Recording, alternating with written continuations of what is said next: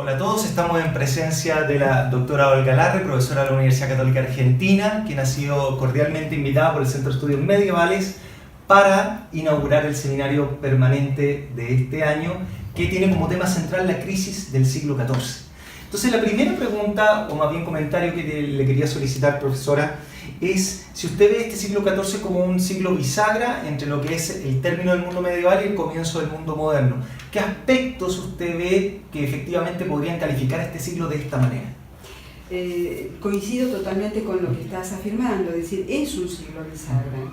El siglo XIV representa la inspección del pensamiento precedente de un modo crítico, la inauguración de una ontología distinta, una ontología de la contingencia, una ontología de lo individual, según sea el caso, si nos estamos refiriendo a un Escoto o a un Ockham, y representa también el surgimiento de recursos metodológicos que importan para las nuevas teorías científicas.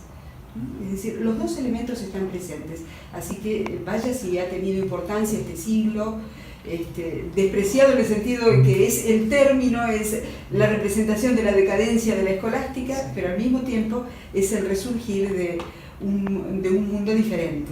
Ahora bien, si uno tuviera que pensar el siglo XIV desde una o dos ideas centrales, si usted tuviera que reducir, no es buena esta palabra en el mundo de la filosofía, pero si uno tuviera que reducir, o más bien sintetizar las ideas del siglo XIV, ¿cuáles serían a su juicio las dos o tres ideas centrales que caracterizarían este periodo?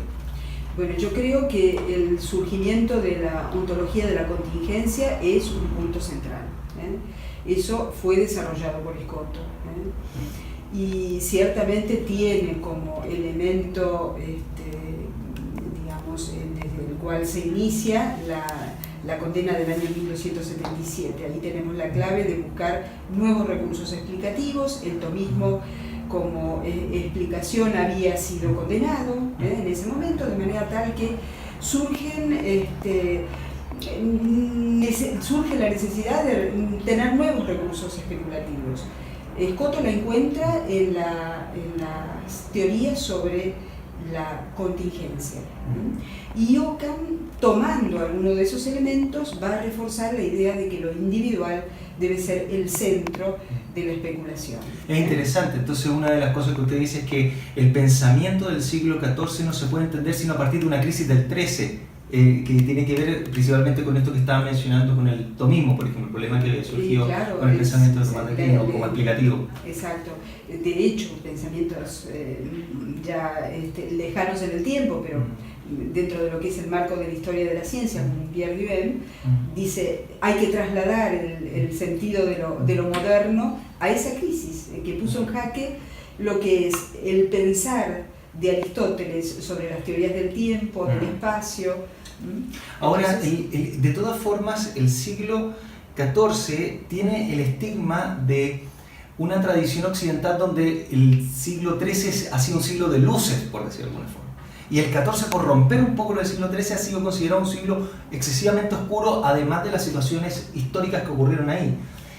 Por lo tanto, le llevo para la otra vereda. ¿Qué aspectos positivos desde el punto de vista del pensamiento podemos rescatar del siglo XIV? Porque pareciera ser que la historia de la filosofía nos lo presenta como un siglo más bien oscuro desde el punto de vista científico. Bueno, yo creo que por ese lado está marcando qué aspectos conviene considerar, que no habían sido evaluados con suficiencia en el periodo anterior. Por ejemplo, todo lo que es la tradición griega implicaba cierto régimen cerrado en cuanto a lo que es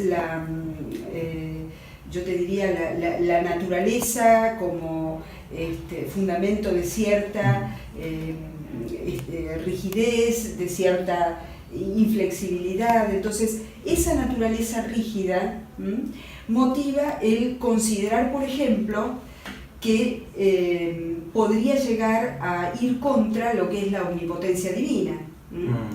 Entonces, ciertamente eso es un punto a revisar. ¿Cómo cree usted que vamos a recordar el siglo XIV? Después de, pensemos en 100 años más o 200 años más, ¿Cómo cree usted que va a pasar la historia ya del siglo XIV o quedó con este estigma de ser un siglo oscuro?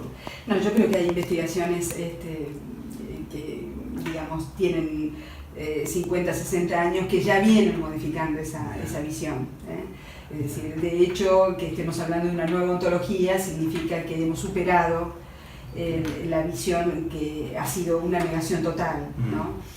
Entonces, simplemente tenemos que reparar en aquellos puntos en los que ha habido una contribución importante por parte de los pensadores del siglo XIV. Y de algunos que no conocemos. En fin, es decir, fijémonos que las primeras reacciones dentro de lo que es el realismo a la crítica nominalista las venimos conociendo en los últimos años, en los últimos 20, 25 años. Es decir, han surgido pensadores importantes que estamos recién ahora conociendo como fuentes, y estamos ampliando ese horizonte. Yo creo que era un territorio para la exploración y la investigación científica este periodo. No solamente los autores centrales, sí, claro, sino aquellos que evidentemente han legado al pensamiento moderno muchos elementos. Estamos con la doctora Larre, profesora de la Universidad Católica Argentina. Una última pregunta para las personas que están viendo este video. ¿Qué libro usted recomendaría para poder conocer un poco el pensamiento medieval, interiorizarse? Un libro como introductorio, el pensamiento medieval, pero fundamentalmente situado en el siglo XIV.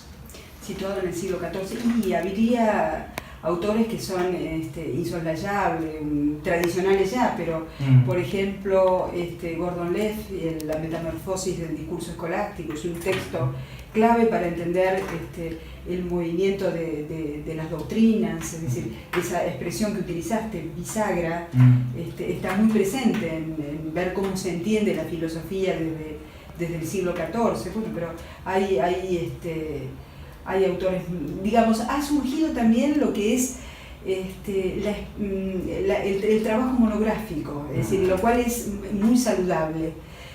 Conocemos a los autores a través de monografías sobre su pensamiento físico, su pensamiento metafísico. Eso ha hecho florecer mucho el trabajo intelectual de los últimos años. Le queríamos agradecer a través de, en este caso de mi persona, pero todo el Centro de Estudios Medievales, las personas que nos están escuchando, que la están viendo en este minuto, y por supuesto está bienvenida a Chile y por supuesto a nuestro centro y aquí a la Universidad Gabriela Mistral, cuando usted quiera. Muchísimas gracias por la invitación, Sebastián, muy agradecida a la institución. Muy amable.